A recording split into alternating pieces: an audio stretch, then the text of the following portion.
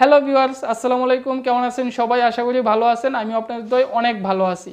অনেক দিন পরে নতুন একটা ভিডিও নিয়ে চলে আসলাম আপনাদের মাঝে। ভিডিওর টাইটেল এবং থাম্বনেল দেখেই বুঝে গেছেন আজকের ভিডিওর মূল বিষয় কি। পুরো ভিডিও জুড়ে আমি আছি হিমু আহমেদ, বাংলাদেশ পুলিশের একজন গর্বিত সদস্য। কথা না বাড়িয়ে চলুন ভিডিওটি শুরু করি। ভিডিওটা শুরু করার আগে কিছু কথা বলে নেই। আমরা কয়েকজন পুলিশ সদস্য যারা গান প্রেমিক, গানকে ভালোবাসি, আমরা কয়েকজন মিলে একটা গানের ব্যান্ড তৈরি করি, যে ব্যান্ডের নাম হচ্ছে সুরবালা। এবং এই ব্যান্ডের নামে ফেসবুকে একটি পেজ ওপেন করছি। আপনারা যারা গান পাগল বা গানকে ভালোবাসেন, আপনারা চাইলে আমাদের গানগুলো দেখতে পারেন। আমরা যে গানগুলো কভার করি ওই গানগুলো এই সুরবালা নামের পেজে আপলোড করে থাকি। আপনারা চাইলে এই পেজটি লাইক ফলো দিয়ে রাখতে পারেন আমাদের গানগুলো শোনার জন্য। আমরা এতে আরও উৎসাহিত হব এবং নতুন নতুন গান আপনাদেরকে উপহার দিব। এবং আমাদের পেজের গানগুলো যদি আপনাদের ভালো লেগে থাকে, আমাদের কভার করা গানগুলো যদি আপনাদের মনে একটু হলেও আনন্দ দিয়ে থাকে, তাহলে অবশ্যই আমাদের এই গানের ভিডিওগুলো আপনাদের বন্ধুদের কাছে শেয়ার করে দিবেন, তাদেরকে শোনার সুযোগ করে দিবেন। সবারই ধারণা হচ্ছে বাংলাদেশ পুলিশে টাকা ছাড়া চাকরি হয় না। তো আমি এটা শোনার পরে বা এরকম মানুষের মধ্যে একটা এখনও ভিন্ন ধরনের একটা মতামত সৃষ্টি হয়। তো এটা ক্লিয়ার করে দিব আজকে। সেটা হচ্ছে, আমি যখন মাঠে ছিলাম, আমি প্রায় 3 থেকে 400 প্রার্থীর কাগজপত্র যাচাই বাছাই সহ তাদের মাপ, শারীরিক যোগ্যতা এই সব কিছু চেক আপের সময় ছিলাম। আমি সহ আমার সাথে সিনিয়র অফিসাররাও ছিলেন। তো আমি যেটা খেয়াল করলাম, আমাদের জেলার যে পুলিশ সুপার স্যার, উনি কিন্তু আউট অফ মাঠে ছিলেন। মানে একদম মাঠের ভিতরে উনি এসে কোনো সদস্যকে বলে নাই যে তাকে মাপো বা তাকে সিলেকশন নোটিশ দিয়ে দাও বা এরকম কিছু করেন নাই। আমাদের পুলিশ সুপার স্যার একদমই আউট অফ মাঠের এরিয়ার বাহিরে অবস্থান করছিলেন। এবং আমরা যারা মাঠে দায়িত্বরত ছিলাম, আমরা কিন্তু সেখানে মাপ যোগ সহ কাগজপত্র যাচাই বাছাই সব কিছু কমপ্লিট করছি। করে দেন যাদেরকে আমাদের যোগ্য মনে হয়েছে তাদের কাগজপত্রগুলো আমরা রাখছি, যাদেরকে অযোগ্য বলে মনে হয়েছে তাদেরকে আমরা এক সাইড করে সাথে সাথে কিন্তু পুলিশ লাইন থেকে বের করে দিছি, একদম লাইন করে। তো এখন বিষয় হচ্ছে, যারা ভাবেন যে পুলিশে চাকরি নিতে হলে আসলে টাকার প্রয়োজন, আপনাদেরকে এখন একটা আমি কথা বলি। সেটা হচ্ছে, আমি যে মাঠে ছিলাম, আমি যাদেরকে আমি বা আমার সাথে আমার টিমে একজন ইন্সপেক্টর, একজন এসআই, একজন এএসআই ছিলেন। তো আমরা যাদেরকে সিলেক্ট করছি বা যোগ্য বলে বিবেচিত করছি, তাদেরকেই কিন্তু এসপি স্যারও যোগ্য বলে বিবেচিত করছেন। আমরা যাদের কাগজে যোগ্য বলে কাগজটাকে নিয়ে গেছি পুলিশ সুপার স্যারের কাছে, স্যার কিন্তু ওখানে যোগ্য লিখে স্বাক্ষর করে দিছে। ও স্যার কিন্তু যাচাই করতে আসে নাই। এখন টু দ্য মেন পয়েন্ট এখানেই যে, আমরা যারা ছিলাম মাঠে, আমাদের সাথে কয়জন প্রার্থীর অভিভাবক বা প্রার্থী আমাদের সাথে যোগাযোগ করছে যে টাকা দেওয়ার জন্য, যে আমার ছেলে মাঠে যাবে, আমার ছেলেকে একটু দেখেন আপনারা, বা এরকম আমার সাথে বা আমরা যারা মাঠে ছিলাম হয়তো বা এরকম করলে এসপি স্যারের সাথে করে বা এসপি স্যারের কাছে অন্য কাউরে দিয়ে রিকোয়েস্ট করায়। কিন্তু এখানে এসপি স্যার কিন্তু ভুলেও আসেন নাই দেখতে যে কাকে কাকে আমরা যোগ্য বলে রাখতেছি, কাকে অযোগ্য বলে বের করে দিতেছি। উনি কিন্তু ঘূর্ণাক করেও দেখতে আসেন নাই। তাহলে এই যে দালাল চক্র বা যারা বলে যে এসপি স্যার চাকরি দিয়ে দিবে, আমি কথা বলছি 5 লাখ টাকা দাও, 10 লাখ টাকা দাও, 15 লাখ টাকা দাও, তো এই টাকাগুলো আসলে ওরা কাদের সাথে কন্ট্যাক্টে আসে? আমরা মাঠে ছিলাম, আমরা যাদেরকে যোগ্য বলে মনে করছি তাদেরকেই আমরা এসপি স্যারের সামনে নিয়ে দাঁড় করিয়েছি যে স্যার ও যোগ্য। দেন স্যার ওটাতে যোগ্য বললে লিখে সিল স্বাক্ষর সব কিছু দিয়ে দিছে। আমরা যাদেরকে আউট করে দিছি, ঠিক আছে, সে আউট। এরকমটা প্রায় শতভাগ এরকমই হয়েছে। তো এখন এই পরিস্থিতিতে আপনি কিভাবে ভাবেন যে পুলিশ সুপার স্যার বা এসপি স্যার চাইলেই টাকার বিনিময়ে চাকরি দিয়ে দিতে পারবে? আমি নিজে যদি মাঠে না থাকতাম তাহলে একটা কথা ছিল, আমি নিজে মাঠে ছিলাম, নিজে সব কিছু করছি, দেখছি খুব কাছ থেকে। দেন এখানে কারোরই কোনো হাত নেই এবং সুযোগ নেই, সেই সুযোগটা নেই।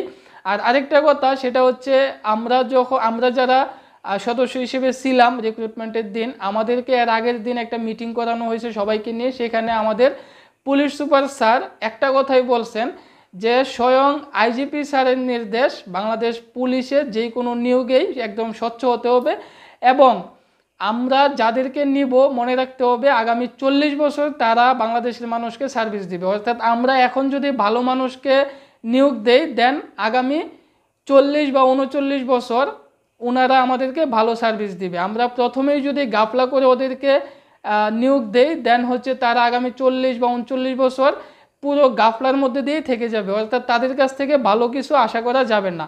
তো এই কথাটা আমরা পুরো টিম বা যারাই এখানে দায়িত্বরত ছিলাম সবার মাথায় কাজ করছে যে আমরা যাদেরকে নিব তারা যেন আসলেই যোগ্য হয়। এখন আউট কিছু প্রার্থীর কিছু প্রশ্ন আছে, সেটা হচ্ছে ভাই আমি তো 5 ফিট 6 ইঞ্চি, তাহলে আমাকে কেন বাদ দিল, বলল হাইটে কম বা এরকম, বা আমার তো ওজন ঠিক আছে, আমার বডি ফিটনেস ঠিক আছে, সব ঠিক আছে, তারপরে কেন বাদ দিল। বা অনেকে হচ্ছে একদম ভাইবা থেকে আউট হয়ে যায়। হ্যাঁ, বা অনেকের লিখিত পরীক্ষা তো হচ্ছে যার ব্যক্তিগত, যার মেধা যত বেশি সে তত বেশি লিখতে পারবে, তত বেশি মার্ক সে নিয়ে আসতে পারবে। বাট ভাইবা সহ আরও যে মেডিকেল আছে বা ওইগুলোতে তারা নিয়োগপত্রে যে চাহিদা দেওয়া হয়েছে ওই চাহিদা ফুলফিল আপ করার পরেও কেন তাদেরকে বাদ দিয়ে দেওয়া হয়েছে, এটার কারণটা আমি এখন বলি। ধরেন আপনি একটা সেকেন্ড হ্যান্ড বাইক কিনতে গেছেন 1 লাখ টাকা নিয়ে, এখন সেখানে গিয়ে সাপোজ এটা মনে করেন জাস্ট আপনি একটা পালসার বাইক দেখলেন 1 লাখ টাকা দাম, এবং একটা R15 দেখলেন 1 লাখ টাকা দাম, একই দোকানে একই সাথে রাখা, আপনি তাহলে 1 লাখ টাকা দিয়ে কোন বাইকটা নেবেন? ধরেন কোনো বাইকেরই হচ্ছে প্রবলেম নাই, বাট একটা পালসার একটা R15, আপনি কোনটা নেবেন? অবশ্যই আমি যদি ভুল না করি R15টা নেবেন, কারণ সেটার ডিমান্ড ভালো, সেটা সার্ভিস দেয় ভালো, সেটার লুক ভালো, ওভারঅল সব কিছু মিলিয়ে কিন্তু ভালো। হ্যাঁ, বাট আপনি কিন্তু নিচ্ছেন একটা শোরুম থেকেই দুইটা বাইক রাখা, একই শোরুম থেকে আপনি চাইলে পালসারও নিতে পারতেন, চাইলে R15ও নিতে পারতেন। তাহলে আপনি যেহেতু R15টা চুজ করবেন, সেক্ষেত্রে আমি যদি আমার অবস্থান থেকে বলি, আমরা যখন মাঠে ছিলাম তখন সব সময় চেষ্টা করছি যে বেটার কাউকে আমরা খুঁজার। এখন বিজ্ঞপ্তিতে হচ্ছে জাস্ট চাহিদা দেওয়া হয়েছে 5 ফিট 6 ইঞ্চি, হ্যাঁ, বা ওয়েট ওজন, তারপরে হচ্ছে বুকের মাপ 30-32 বা এরকম দেওয়া, যা চাহিদা দেওয়া আছে সেটা হচ্ছে আপনার আবেদন করার পূর্ব শর্ত, মানে আবেদন করার জন্য যে ক্রাইটেরিয়াগুলো প্রয়োজন সেগুলো আপনি ফুলফিল আপ করছেন কি না সেটা, এটা হচ্ছে জাস্ট একটা ক্রাইটেরিয়া। তার মানে এই না যে আপনি এই ক্রাইটেরিয়া ফুলফিল আপ করলেও আপনাকে নেওয়া হবে, কারণ পালসার বাইকও কিন্তু দৌড়াতে পারবে, চালাতে পারবেন আপনি, R15 বাইকও কিন্তু আপনি চালাতে পারবেন, বাট স্পিড কার থেকে বেশি পাবেন? অবশ্যই R15 থেকে, কেননা ওটার ইঞ্জিন ভালো, সব কিছু ভালো, ঠিক আছে? তো ঠিক একইভাবে আপনি 5 ফিট 6 ইঞ্চি, আরেকটা লোক 5 ফিট 8 ইঞ্চি 10 ইঞ্চি, আপনার এসএসসিতে জিপিএ 3.5 বা 4, আরেকজনের জিপিএ হচ্ছে 4.5, তাহলে আমি কাকে নিব? বা আমরা যারা পুলিশ নিয়োগের সময় টিম হিসেবে কাজ করে তারা কাকে বাছাই করবে? এটা আপনি নিজে থেকে নিজেকে এখানে দাঁড় করিয়ে দেখেন যে আপনি হলে কাকে নিতেন, ঠিক আছে? তো এই হচ্ছে একটা ফ্যাক্ট, সেটা হচ্ছে আপনি সরাসরি যোগ্য থাকার পরেও আপনাকে কেন বাদ দিয়ে দেয়, কারণ চাহিদা যদি থাকে 5 জনের, সেখানে যদি 100 জন আসে, সেই 100 জন থেকে যেই 5 জন সবচেয়ে বেটার তাদেরকেই তো নেওয়া হবে, তাই না?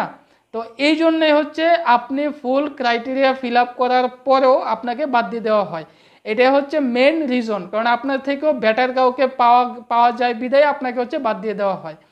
আর আরেকটা বিষয় আমি এই ভিডিওটা শেষ করে দিব, এই এতটুকু কথা বলি, সেটা হচ্ছে বাংলাদেশ পুলিশ বাহিনীতে যেই কোনো পদেই হোক টাকার মাধ্যমে কখনো চাকরিতে আসতে পারবেন না, এই ধারণা মন থেকে একদম ঝেড়ে ফেলে দেন।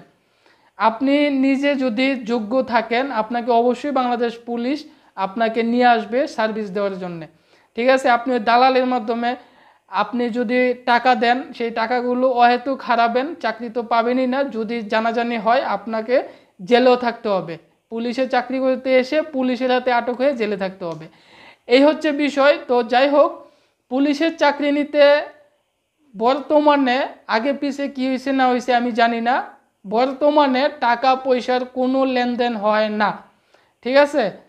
একদম পিওরভাবে নিয়োগ হয়, ফেয়ারভাবে নিয়োগ হয়। আপনারা যারা যোগ্য আপনারা ইজিভাবে পুলিশের চাকরিতে আসতে পারবেন, কারোর মাধ্যমে কিচ্ছু করা লাগবে না। আপনার যাতায়াত খরচ, আবেদন খরচ, মেডিকেল খরচ, আনুষঙ্গিক কিছু খরচ দিয়েই আপনি হচ্ছে বাংলাদেশ পুলিশের সদস্য হিসেবে চাকরি করার সুযোগ পাবেন। তো আশা করি বুঝতে পারছেন পুলিশের চাকরি নিতে কত টাকা লাগে এটা নিয়ে আশা করি আর আপনারা কেউ বিভ্রান্ত ছড়াবেন না। সবাই ভালো থাকবেন, সুস্থ থাকবেন। ভিডিওটা ভালো লাগলে অবশ্যই একটা লাইক করবেন, শেয়ার করে দিবেন আপনার বন্ধুদের মাঝে। আল্লাহ হাফেজ।